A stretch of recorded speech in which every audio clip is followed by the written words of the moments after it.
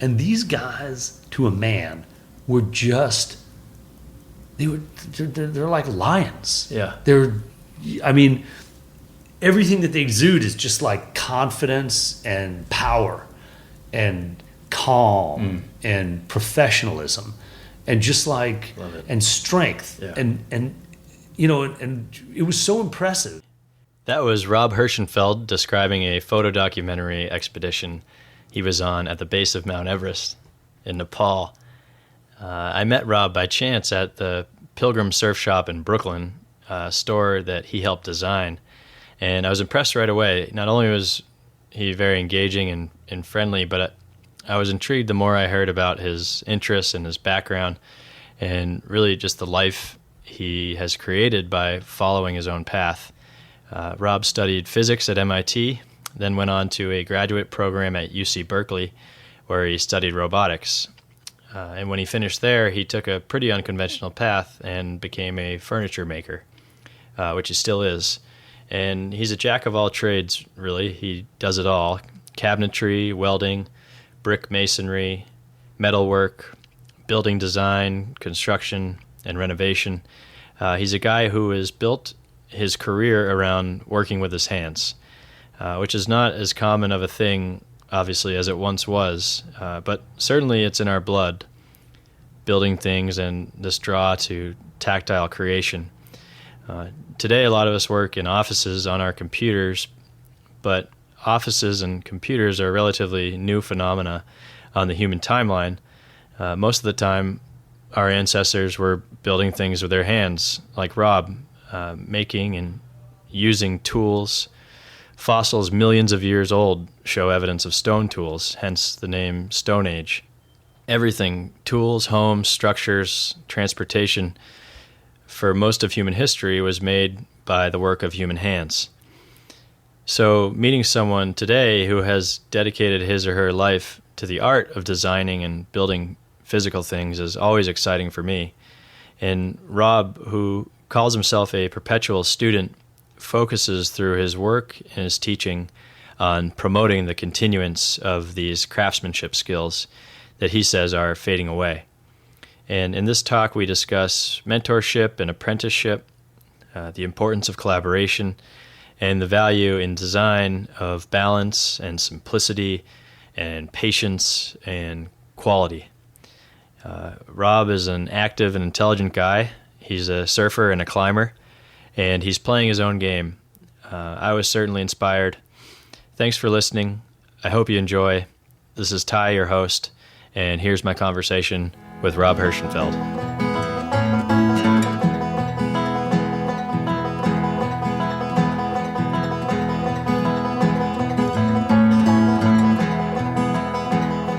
And what does that process look like when you're conceptualizing the aesthetic of a retail space? It's always different because any space, any project is like a sum total of the personalities involved. Well, any good project. I mean, you have all sorts of projects that have, a degree of sterility or lack of interest or corporate. But I've always done everything from the bottom up.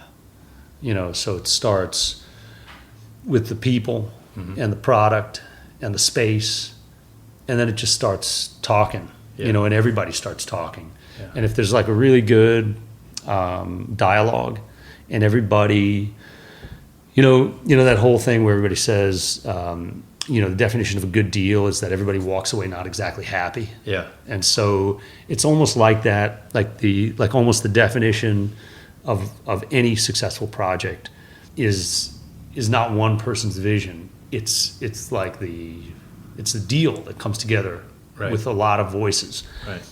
Nobody's ever completely satisfied personally. Mm-hmm.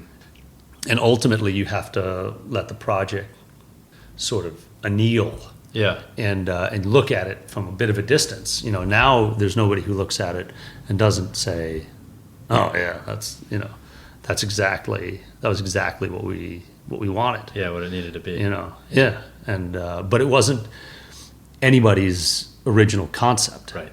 It was, the organic development and confluence of all of the personalities involved. Yeah. And collaboration and compromise along the way. Compromise, collaboration, lack of compromise, lack of collaboration, war, Yep. And then finally, what ends up coming from that process is so much more complex. It's like when you talk with somebody who really knows wine and they taste like an aged wine. Nobody ever intended that thing to be what it is. Yeah. But just somehow, it becomes over time, if it's properly handled and then properly appreciated. Yeah. On the other end, Mm-hmm. you get to see all of the input and all the value and all the complexity. Yeah. That would never happen if you just had some kind of a fully formed, what I call corporate vision. Yeah. And when you say properly handled, could you expand on that? Do you mean patience? Every time people ask me questions like that, quotes pop into my head. Yeah. And one of the great quotes of like development came from my architect and friend, Harry Semino, who credits one of his professors as saying to him, that being a developer is like you got to be one part street fighter and one part detective and one part lawyer, and then like a big part asshole, and so that just came to mind. And it's like, so what do I mean? I mean, like it's handling things means that you have to advocate. Obviously, every party in it has to advocate for their vision. Yeah. But at the same time, they have to appreciate everybody else's qualities and work, desires, visions, egos. Right. And you have to have patience, and you have to understand that anything valuable is hard work. Nothing's easy. And anybody who says anything's easy is full of shit. Yeah. It's like the same way I say that anybody who says they're self-made is full of shit. Yeah. Anybody who you look at a project and they go, that was easy. If it was easy, they didn't have a part in it. Yeah. And everything. So that process. Yeah. And how you handle it, and how the project is handled. There has to be sort of like a stage manager in it. Yeah. Who's like the compromiser, the deal maker, and that's also a huge. Yeah. That's a huge thing. Yeah. To find the person or personality in any project who is that deal maker, who's brokering between all of the factions and keeping their eye or an eye Yeah. on the goal, Yeah. of sort of birthing Sure. the project, no matter what it turns out. Yeah. The one-eyed, red-haired stepkid. Doesn't matter. And that's an interesting premise that we can tend to expect things to happen quickly, or we want something to happen immediately. And what I appreciate about the work that you do is it's attention to detail and quality. And as you said, nothing good comes easily. Nothing of quality happens quickly. But walking around the city, I can't help but think that some of those ideals are not conventional tastes. When you see, as you put it, corporate or sterile buildings flying up in a couple months, but there's not much character to them, Or quality. Or quality, yeah. And that's not to denigrate. I mean, there are in fact some really high quality, physically well engineered, well thought out systems for building really efficiently that give you a high quality product quickly, repeatably. Yeah. But it generally doesn't have a lot of feeling to Yeah. it. It does. You can have high quality, and it'll be a little sterile. It's really hard to have high quality with, a sense of uniqueness and a soul to the thing without spending the proper time. And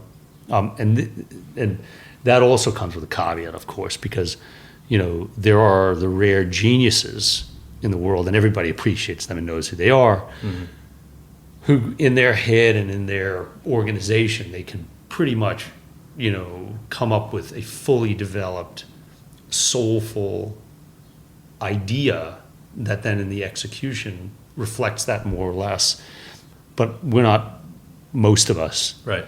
That kind of genius. Yeah. And I prefer to fall in the camp of John Lennon, who had to work really hard for what he got in his product. You know, Sure. and anytime you can, you know, look or listen to demo tapes, you know, of Beatles demo tapes are inspirational to listen to, because you're like, wow, look where they started and look where they got with the vision, you know? And hard work and collaboration is what made it so great. Yeah. And when you talk about feeling and soul in terms of structural design, buildings or furniture, does that come out of the individual craftsman? Is that a way that you train?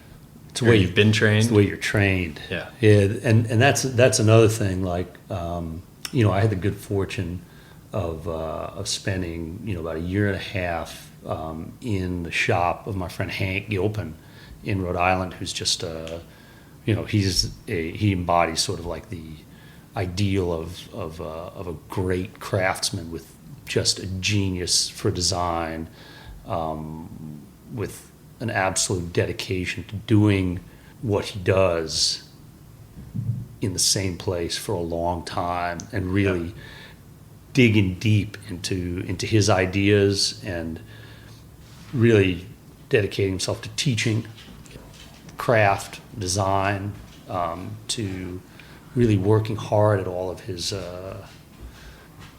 at all of the parts of the process that don't come easy. Yeah. And you know, and I had great fortune to see that up close in a perfectly timed or perfect moment in my life, where it was what I was thinking about, and I was completely open to it, and somehow it snuck past all of my, you know, stupid 22-year-old you know, insecurities and egotisms and nonsense, and it somehow snuck behind all of that and lodged itself deep in my head, so that I can't do anything without thinking that I have to live up to what I saw and what I see. He's still working. Yeah. And what are some of the design tenets that he taught you as a mentor? Well, it's funny. His design tenets come straight from his teacher, one of his teachers, who's Tay Frid, who is a guy who was responsible for Fine Woodworking magazine. And Tay, and this Hank called him Teddy, was just a really amazing guy.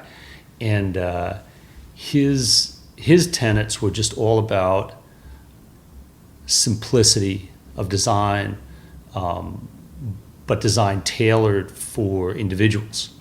And you know, you never forget, you read, you know, his little, you know, blurbs in his books about woodworking, about designing for people, and how, you know, you have to be sensitive to the client. What does it take I'm very interested in this idea of apprenticeship and mentorship, particularly with learning a hard skill that you can't fake, like woodworking or design or building a building. As an apprentice, other than being a good listener, what does it take? And and what have you seen in your best mentors? So I'll tell you, everybody's mentors are different. Yeah. You know, because that's such a personal thing. I remember one time Hank came down to deliver a piece to Robin Williams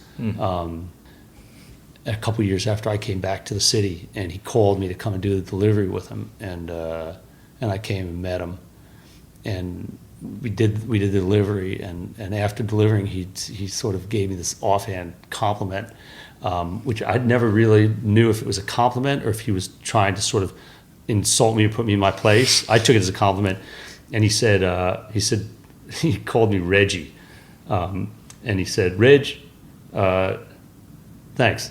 You're about the best helper I've ever had." And I thought, you know, that was two things. He was putting me in my place because he was damning me with faint praise. And you know what that is. Explain. Damning with faint praise.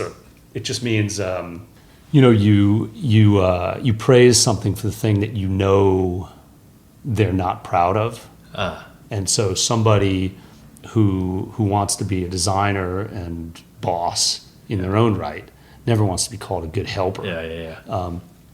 Except that what I realized then, and I appreciate now, is in fact, whenever I'm around somebody who is frankly better at what they do than I am, and I want to learn from them, you know, the best thing that you can do is just try to help as much as you can. Mm-hmm. And in fact, even as running a business, you know, you get all sorts of personalities, and people come in all the time, and you have to be sensitive to the skills that you're presented with, you know, because you generally go to war with the army you have. Yeah.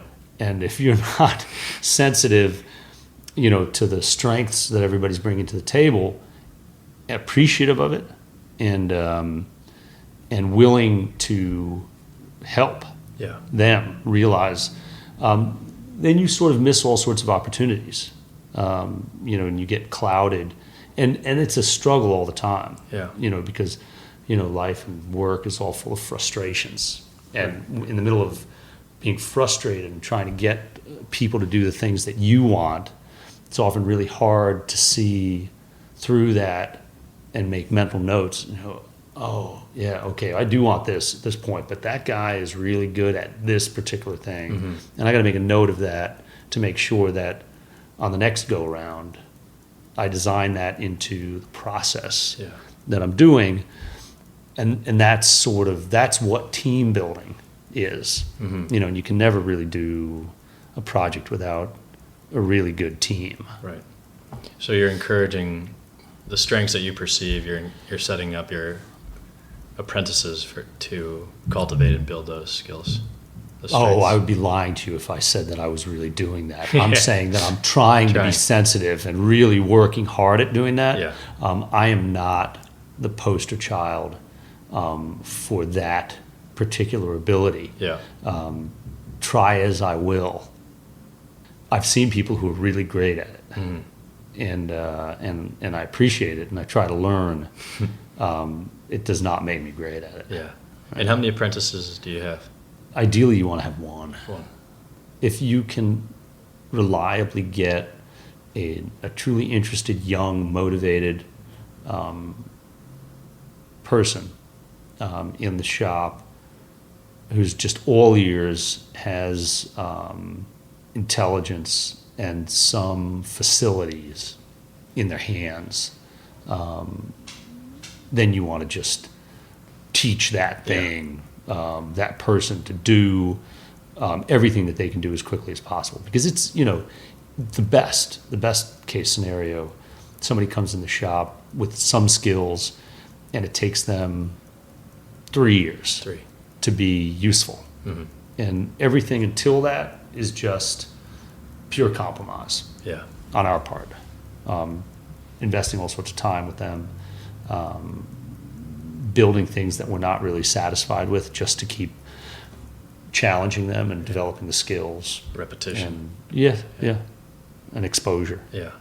Can we take a step back and hear a little bit about your story leading up to becoming a designer? You were at MIT, right? Well, so in all fairness, you know, just like I said, you have to back way up if you're going to back way up and give props where they're due. Yeah. And so I grew up in New York with a cousin of mine who was a real art collector, and also a real wood lover. And he filled his house with works of art and commissioned furniture. Yeah. And one of his favorite designers was eventually to become my teacher. And so my first exposure to Hank was through my cousin Alan. Yeah, and I just loved the stuff, living with it, feeling it, touching it. Mm-hmm. It was, you know, if you're into wood and sculpture and comfort, and you just know it immediately. Yeah.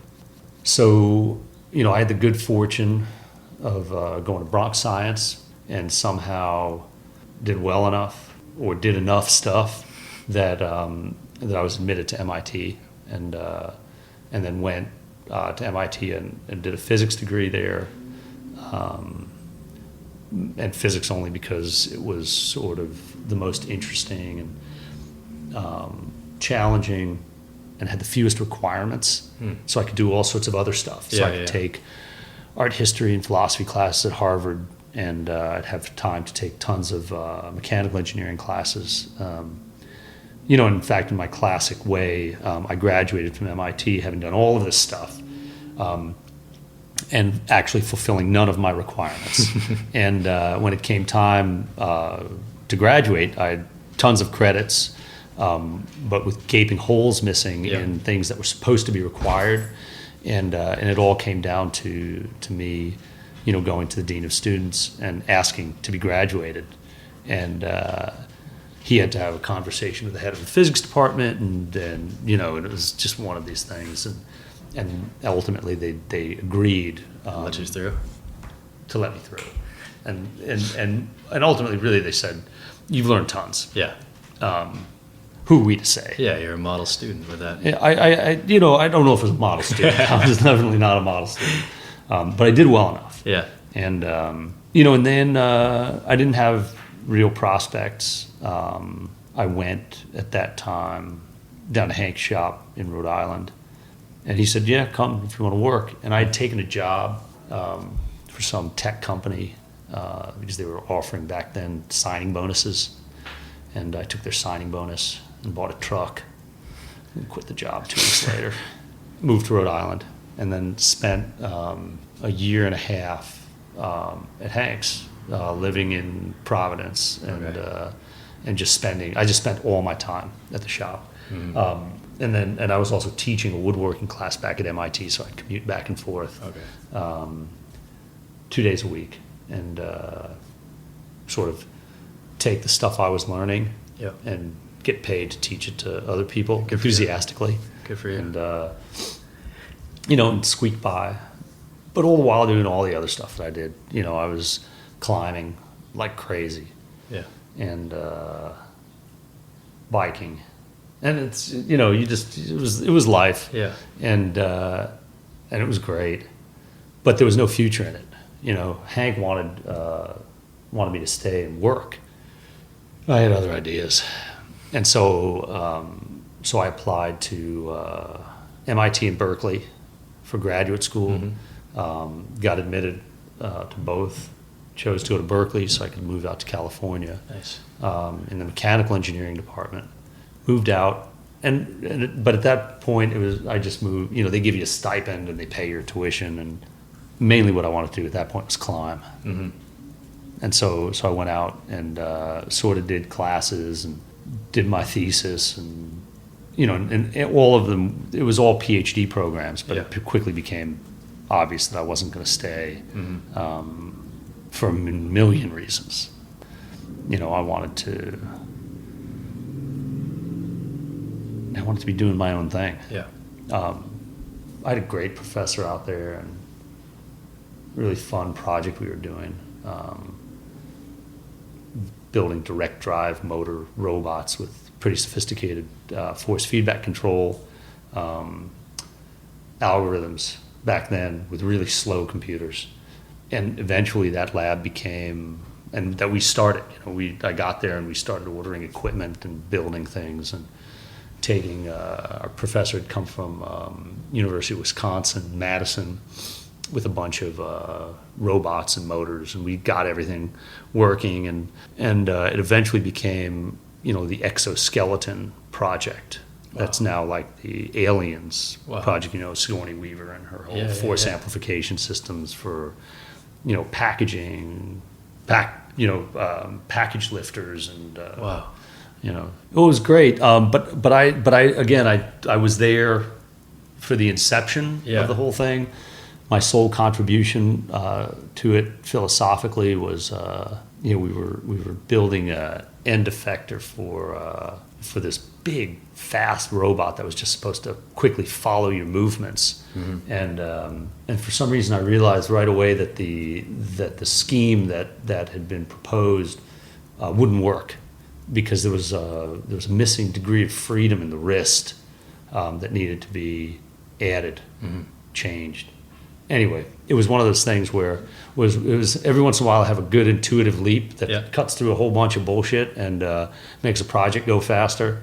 And that was it. I did that. I wrote my thesis, called it done, and then I left. Mm-hmm. And I decided to come back to New York and start a shop. And so a furniture shop. Yeah. And so that's what I did. I came back to New York and started a tiny shop in a basement in Englewood, New Jersey. Commuted from the Upper West Side, where I lived in literally a shithole basement apartment with rats and plaster dust all over the place that belonged to my uncle, who was crazy and a pack rat. And he said that he wanted his place fixed. And I thought, I'll trade you. It's a big place, but it was just a horrible shithole. They don't exist anymore in New York like this. Yeah. And I could live there, and I would just fix it up, at night and do the work that needed to be done there, and then commute and do my shop and start selling furniture. And the apartment didn't work out, but the furniture worked out. And started taking commissions and doing any work that anybody asked, literally anything. And then guy shows up at my door one day, Alex Scala, answering an ad. There used to be this great woodworking store in downtown, in Lower Manhattan on Prince Street and 6th Avenue. Mm-hmm. It was called Garrett Wade. I put a little sign there looking for an apprentice. And this guy shows up biked out from Brooklyn one day, knocks on my door. I open the door, and he says to me, and I just looked at him. I went, "Are you a stutterer? You're hired." And Alex was my first hire in New York, and he would bike out from Carroll Street and the BQE all the way up to Englewood, New Jersey every day. Wow. How far is that? I think it's 22 miles each way, and he got in phenomenal shape, and he stops by every few years. He lives up in Maine or in Boston now. He married some kind of an heiress. Yeah, he's super set up and a great guy. He would bike right up Bedford Avenue through abandoned Williamsburg in 1992, and. I was outgrowing that shop, obviously, and I needed to get somewhere, and I was looking down in Soho at that point for a shop, and he was the one who suggested I come to Williamsburg and look, and so I took a day off and came into Williamsburg and got shown a warehouse, 20,000 square feet for $5,600 a month by Susie Klein, who was a famous realtor in this area at that time, and rented it on the spot. Figured out how to do it, borrowed from my parents, grandparents, friends, clients, it didn't matter. Yeah. And moved my shop there, made a few lofts. That started my business, that place. And and then I've been in Williamsburg ever since. You mentioned your academic curiosity. You're studying physics and robotics, but also art history and philosophy. And that level of curiosity, I think, is admirable, and it seems like you're a jack of all trades, and that curiosity is kind of carried into your professional life. And yeah. Well, there's no separation between my professional life and my personal life. Yeah, none. It's ongoing learning. Yeah. And what draws you to when you're pushing your comfort zone, trying a new thing, learning a new skill? What draws you in? How do you pick what project to go for? Do you have any kind of self-talk, or is it just intuition? No, it's anything new. It used to be anything new. See, the funny thing is that today we have the internet. Yeah, it's helpful. It's incredible. I mean, if you're curious, and you have a degree of hierarchical thinking, so that you can, if you're the kind of person that looks at eBay. Not as a shopping tool, but as an opportunity. The entire internet is just ripe for use. The information that's there is amazing. To use it as a tool rather than a passive. It's an extension of your brain. Yeah. And so you can wade into anything undaunted. Mm-hmm. If you know how to ask the proper questions, all the information is right there. And so you can fearlessly go and do anything. Yeah. What are some of the questions you ask when you're looking at a new opportunity or new interest? Oh, generally, the questions that I ask, see, everything comes down to process. Mm-hmm. If you can break it down into steps, and you can reliably reproduce at each step a reasonably similar level of quality, then they just build one on top of the other, and so the questions are always very specific, and just to give an example, we're engaged currently in a really over-constrained design project for a client in the city who's got all sorts of desires for the end product. Mm-hmm. From the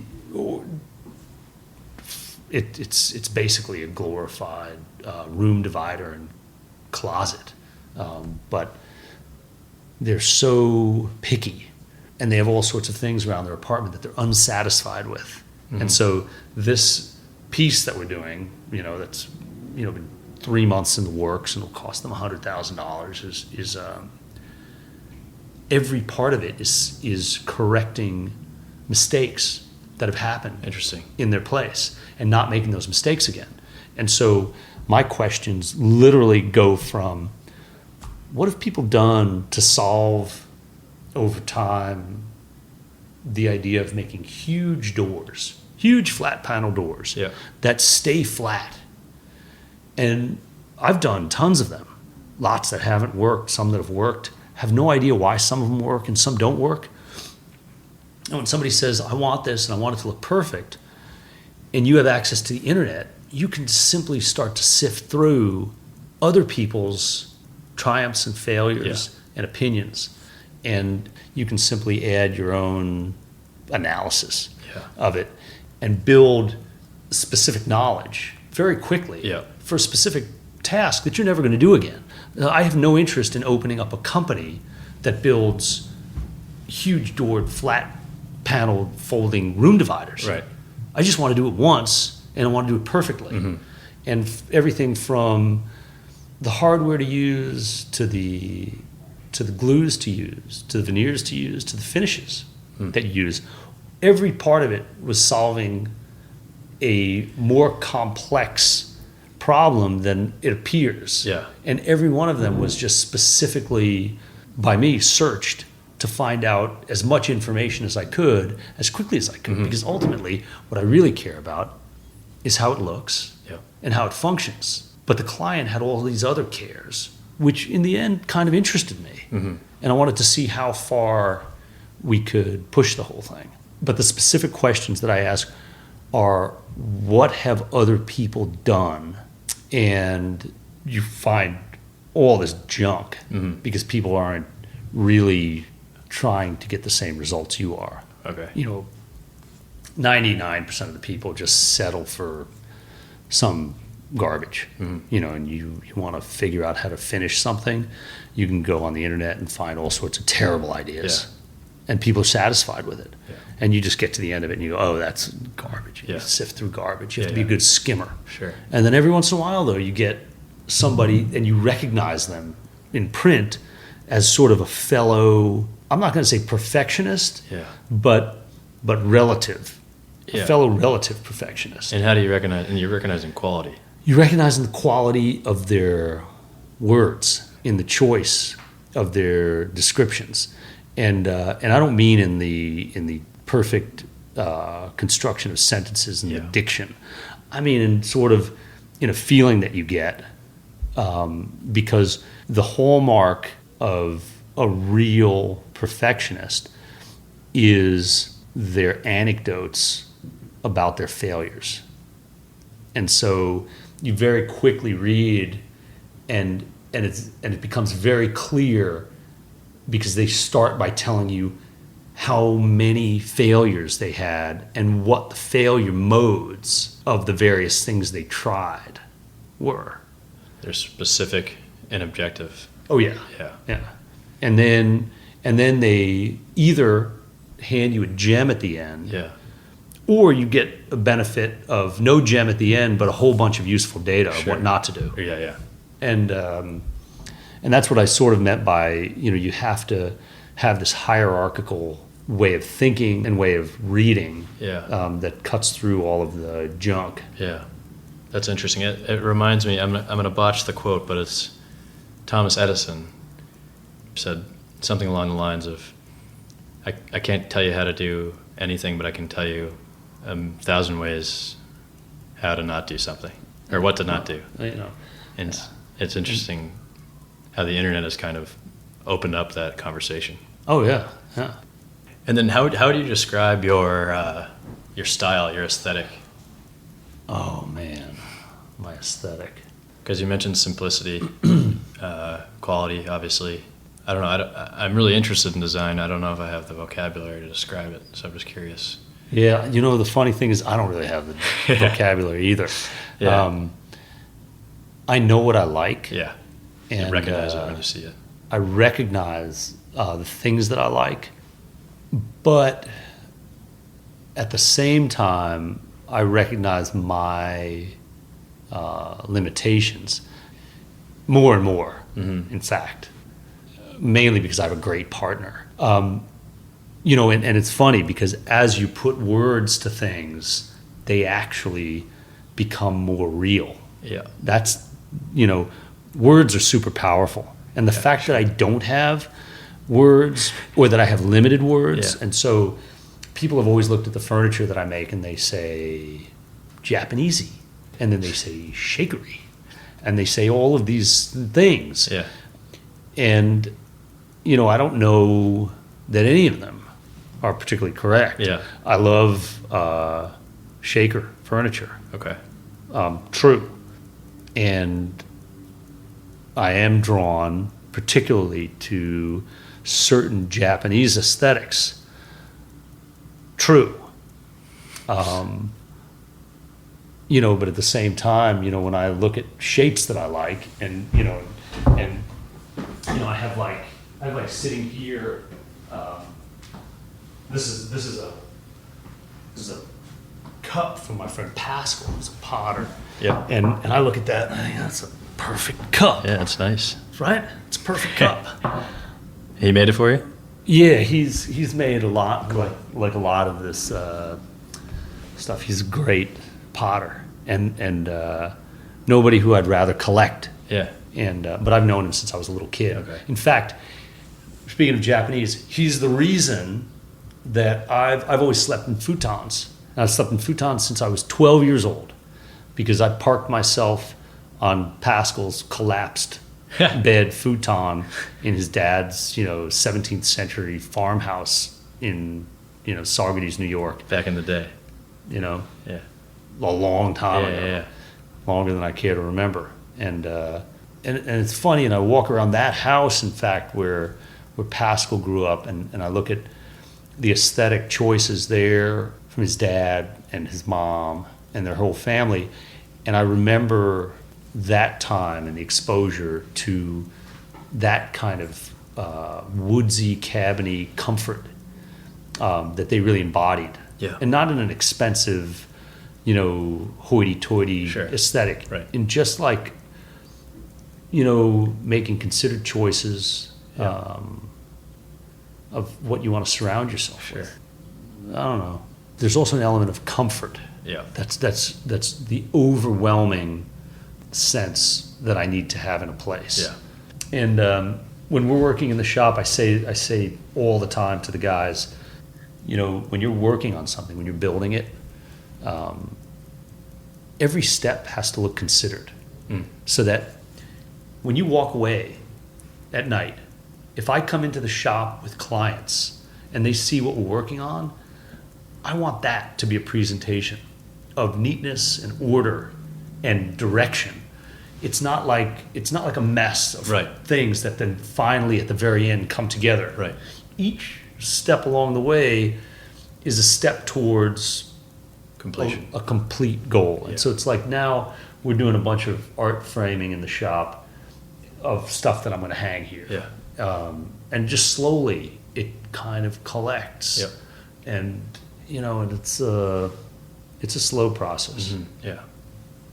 And are there any other inspirations, artists or architects or designers, names that come to mind when you think of? Oh, yeah. I mean, architects, Yeah. Louis Kahn, Tato Endo. And I think all the time about those two guys. Mm-hmm. But only because I've been in their places. Yeah. And I really enjoy it. And back in a time, I really like to look at two designers, brothers, Green and Green. Green and Green. Eames. I mean, I'm really not. Sure. It's like, I could name all these designers, but the guys who come to mind that I look at and I think, oh, that's great. That's really great stuff. It's a pretty short list. Mm-hmm. And what is it that you sense in their work? Is it just an honesty, an authenticity, a functionality, and a sense of scale and proportion that I find missing in so many endeavors. I was looking in the New York Times the other day at I can't even remember the guy's name. With some blurb about him, I think he's Danish. I think he is a Danish architect who's doing all sorts of projects in New York. He's doing some horrible pyramid structure looked like on the East River. I saw a rendering of it. Yeah. I don't know if they're building it now or whatever. And I tell you, it's like a 700 unit pyramid. Yeah. It was so horrible. I mean, looking at it, I just thought, wow. I mean, it might be interesting and inside it might be functioning and the whole thing, but just the rendering of it was just terrible as far as the scale. Yeah. And it was unnatural. It lacked balance somehow. There you go. Whereas, I look out the window here and I see this old mill building, and there's something about the scale of it that's just so human. Yeah. And it's strange because, brick is a funny thing. It's so human because, brick is the most human of building elements. Yeah. And you just throw some mortar and you put some courses of brick and you use lines and water levels and arches and, oh man. Yeah. The things you can come up with are incredible. Concrete, though, is similarly transportable and formable, and you can mix it and batch it and pour it in manageable pieces and just make these fabulous constructions. And the flexibility of it is the thing that makes it so interesting. As soon as you take the flexibility out of it, which means that you have decided that you're going to mass produce it and you're going to make it repeatable and efficient, then you start losing everything. Yeah. When you see a beautifully done brick wall from like old bricks that are sort of irregular and delightfully modeled from their glazing and their warping, and the artistry of a great mason making all the right compromises to that material to make a wall and ultimately a building out of this sort of imperfect but strangely perfect material. The results are amazing in a way that a modern, perfectly formed, perfectly extruded, square, true brick can never do. Yeah. Ever. And I think about that all the time. Yeah. Because there's less of a human nuance in the latter. Yeah, there's less. Yeah. Everything has to be a compromise. Yeah. Perfection in materials, it's awful. Yeah. The most interesting things about furniture and wood in general are the compromises that the designer had to make to actually trick the wood into behaving over long term. Because wood moves and it warps, and it's dynamic, it ages. Guitars are a perfect example Yeah. of it. How people decide to put them on. You don't know, like a 15-year-old guitar, you never know. But a 90-year-old guitar, now that is something you can depend on because it's been through it. Yeah. So you're a musician too. I am not a musician. No. I play guitar, Yeah. and I love to play guitar. Yeah. But I'm not a musician. Yeah. I'm an imitator. Yeah. You're a man of adventure. You seem to be kind of fiercely interesting, but also probably as a result of being fiercely interested and curious in things, passionate about learning and trying and push your comfort zone. And I was hoping we could switch gears a little bit and just have you explain. You just got back from Nepal and you're helping your friend with a photo documentary? Yeah. Could you describe that? Sure. My friend Matthias Brashler, info at Brashler Fisher. He is a photographer of note. He and his wife are partners in their company. He manages to get commissioned and sell awesome documentary photo projects. And I had the amazingly good fortune because when Matthias got the okay to go and pursue a project that he wanted to do on Mount Everest, photographing, as he described to me at the beginning, climbers coming off of the mountain. He wanted to get them right off the mountain and just tell the story, or at least the results of the story, through their fresh, haggard expressions in these amazingly detailed, fantastically lit, beautiful photographs. He's just a great portrait photographer. Yeah. And he sent me an email and he said, "So you coming?" And I thought, "Oh yeah, of course I'm coming." And he didn't actually believe I was coming. Yeah. And I'd never been to Everest. Yeah. And I figured it was a great opportunity. As I get older, I like traveling for the sake of traveling less and less. Yeah. And You gotta have something to do. I need something to do, but I really want to still do. Yeah. And so, if you offer me a goal, a project, and in the context of that project, I get to see another place and spend a month there, I'm in. Yeah. So we met in Istanbul, and we flew on to Kathmandu, and we were attached to an expedition called Himalayan Experience. It's the guide company run by a guy named Russell Bryce, who generously, hosted us and gave us tents at base camp and sent a guide to collect us in Lukla, and we got to fly all of our stuff up to Lukla, which is at almost 3,000 meters up above Kathmandu, in a helicopter, which was really fun. Yeah. So we assembled all our stuff and flew up to Lukla.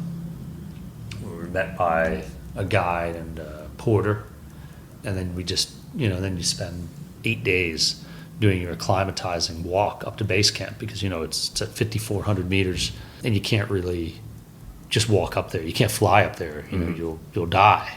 What acute mountain sicknesses, cerebral edema, pulmonary edema, whatever. Yeah.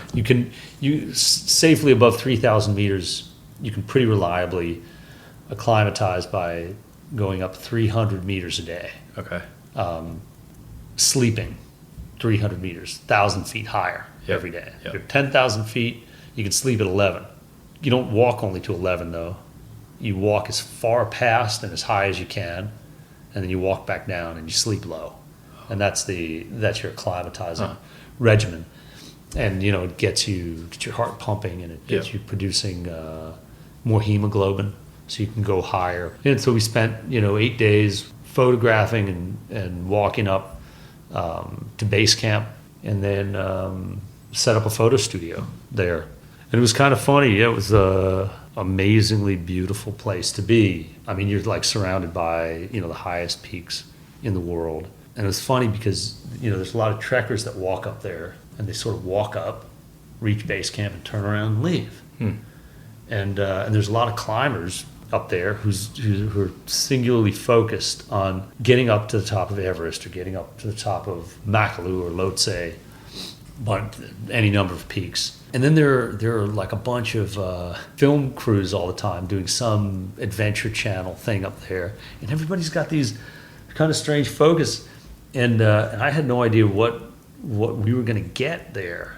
It was kind of strange getting there, but we had all this time. Then we had 8 nights at base camp to climb up to wherever we wanted to climb, take landscapes, whatever we wanted to do, shoot portraits of whatever we wanted to do. And it was a very strange perspective to take because we weren't really taking part in any of the normal goings on. Yeah. And it afforded like a very interesting perspective to see how the whole thing worked. And I think Matthias's entire vision of the project changed with that perspective, because we of course were there.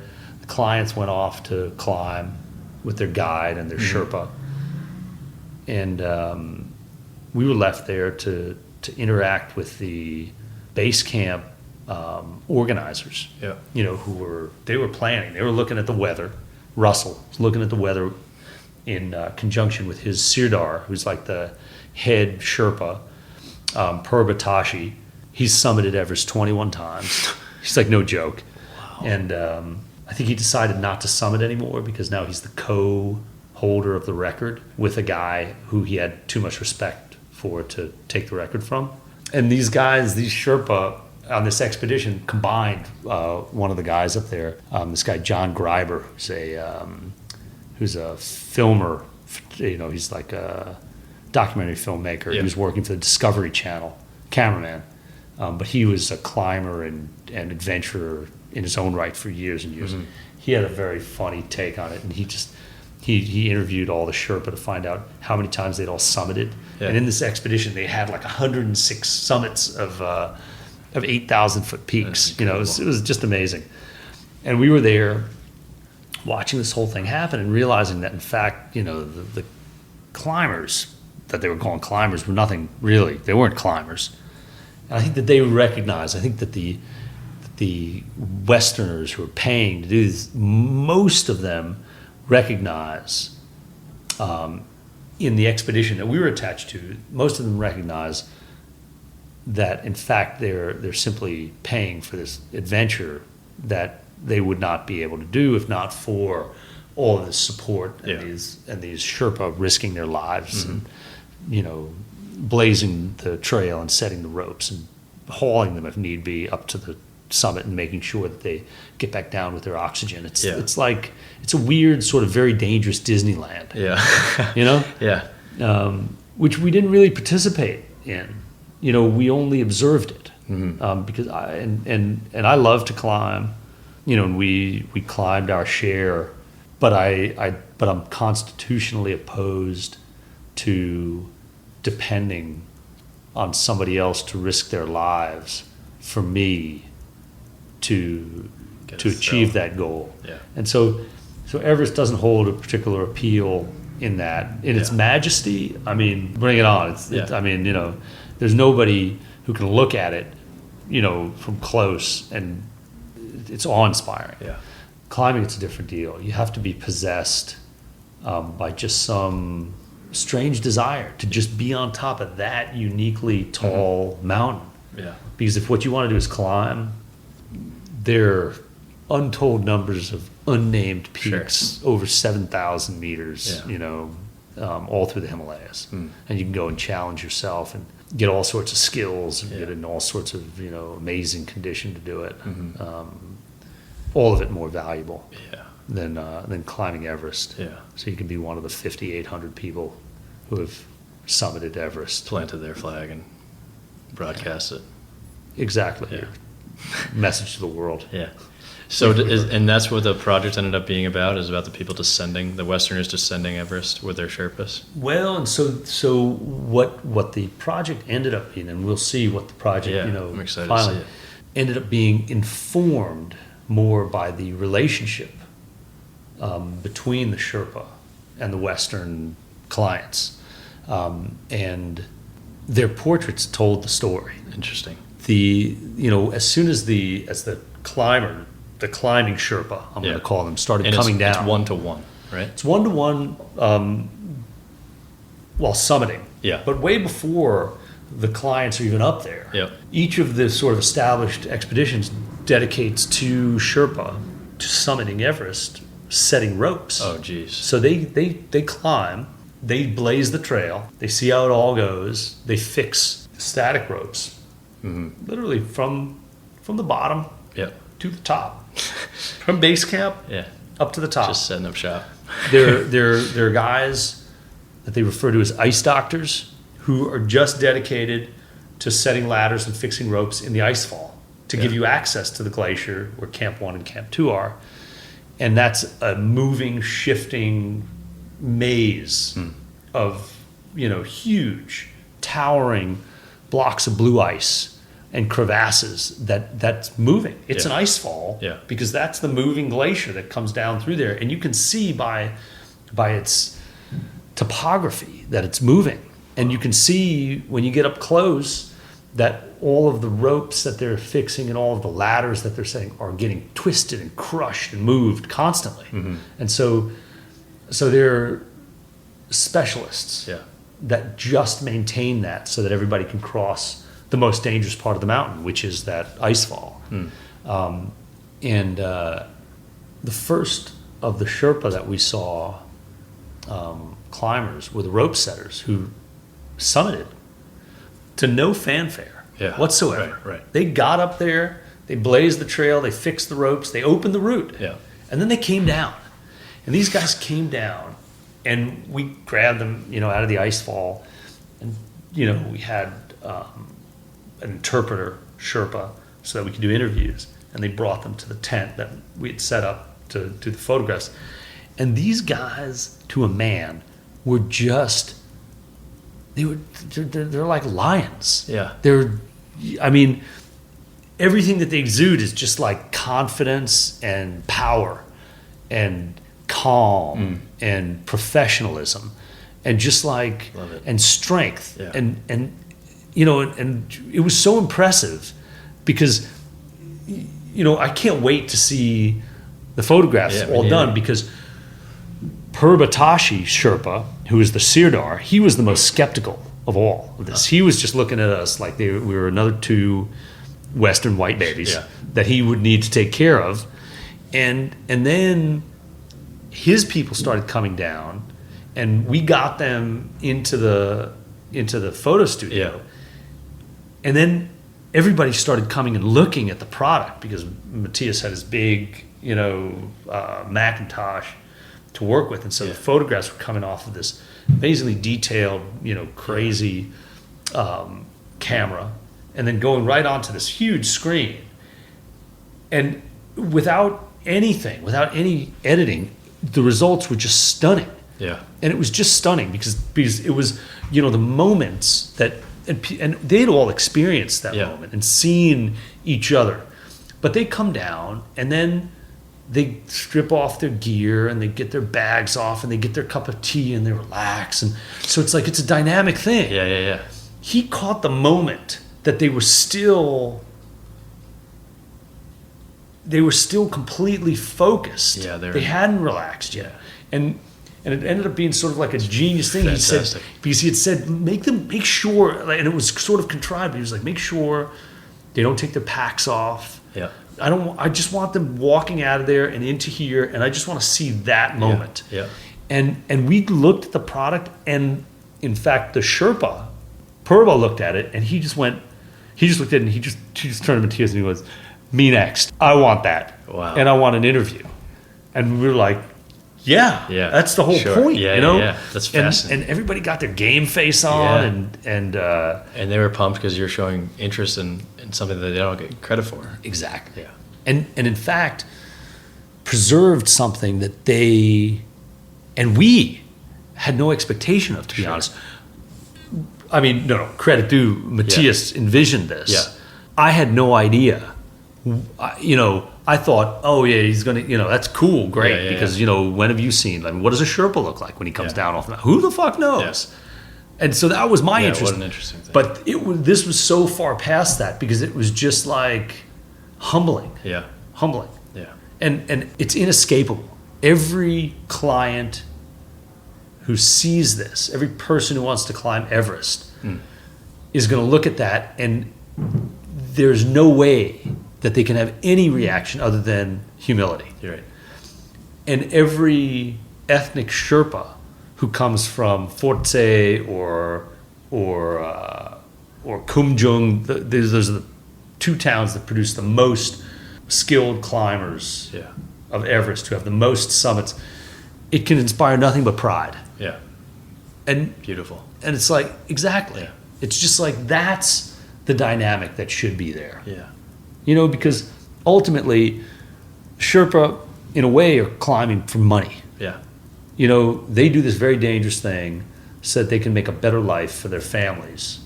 End of story for them. And they do it over and over. They do it for no, nothing that you would do it for. Right. Let me put it that way. Yeah. I mean, and this sort of was a small attempt to just tell them that in our eyes, they're validated. They're seen. Yeah. And I think it was really important. And it's not that it hasn't been done. They've made movies about it, and but not enough. Yeah. And so it's just one more, it's just one more brick. Cool. And the interviews are included in the photos, or? So that's, again, I can't speak for Matthias. No, he's the artist, and he's the visionary on that. And what's his name? Matthias Brashler. Brashler. I'm excited to see it. Oh, yeah. It's going to be amazing. Yeah. No, it is. It's going to be amazing. That's cool. Yeah, I can't wait to see it. Your work, you create tangible things like furniture and building, but within this, and we talked about it a little bit at the beginning, there's a feelingness to it, a soul, a heart. So that these intangible things are inside of these tangible things that you've created, and I think that's admirable and not taught enough. What do you hope to represent through your work? How do you want to be remembered, or for what you contributed? I don't really think about that. I have 3 kids. Yeah. And so sort of every time that I go away somewhere, I dwell for a significant period of time on my own mortality. And never do I think about my design legacy. Yeah.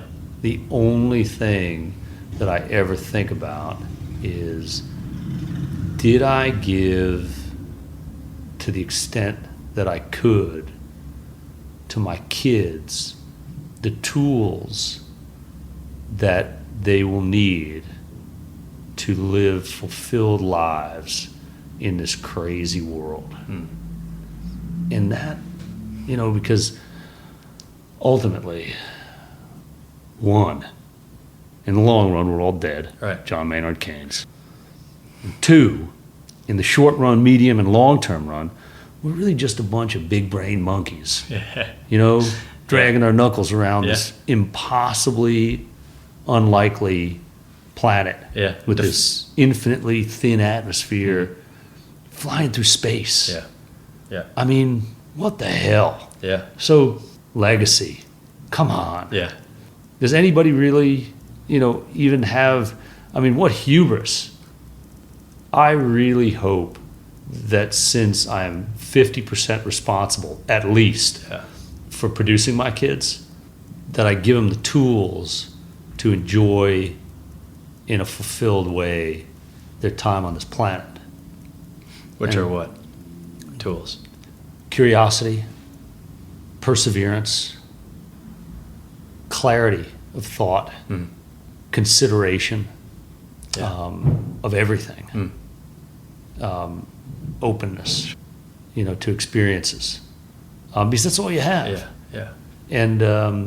And ultimately, I hope that I live a long life. Yeah.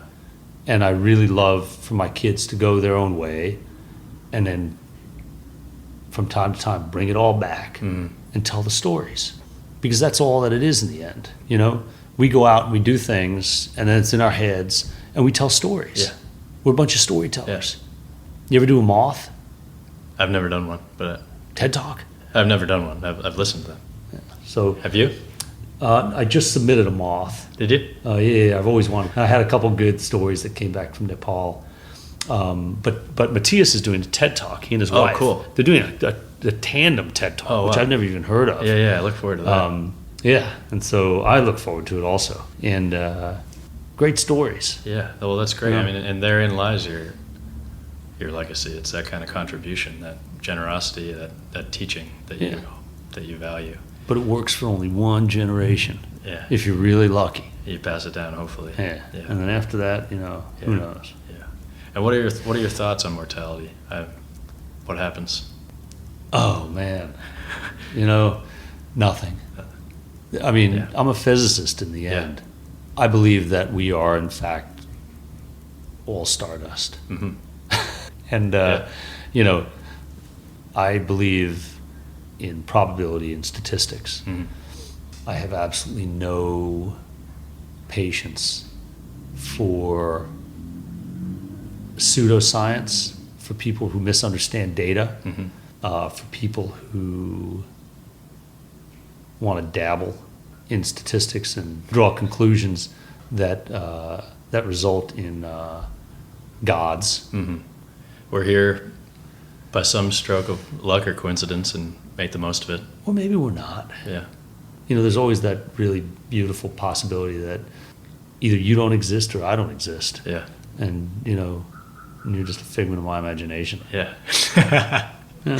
Which is cool. Yeah, I buy it. Yeah. So, whatever. Yeah. And that's a good segue, because one of the questions I want to end with is, if an alien were to walk into this room from outer space and ask you, Rob, what's this place all about? What is Earth all about? What are we doing here? What are you doing here? What do you think he'd say? How would you explain it, this realm, to him? Well, I think it's simpler than that. So you don't have to go any further than your own kids. Sure. And man, the most important thing that I could impart to my kids is a sense of humor. Amen. Because holy shit. Yeah. I mean, if you can see the humor in all this, it becomes much more livable. Yeah. Without the humor, oh man. Yeah. That's it's really tough, but I spend a lot of my day laughing. Yeah. So lightheartedness Yeah. to everything. Pretty much everything. Yeah. Because ultimately, who cares? Yeah. Yeah. No, I mean, you have to care, Right. but you can't Yeah. really take things too Yeah. seriously. And you show how you care through how you work, what you choose to work on, and how you treat the people you interact with. How you treat people you interact with more than anything. Yeah. Yeah. Yeah. Great. Well, I think that's a good place to stop. Yeah. Who's there? Daddy, Dude. I need shoes. That was Rob Herschenfeld, a designer, builder, craftsman, creator out of Brooklyn, New York. This is Ty, your host, and thank you for listening to the Jalapeno Podcast. So long.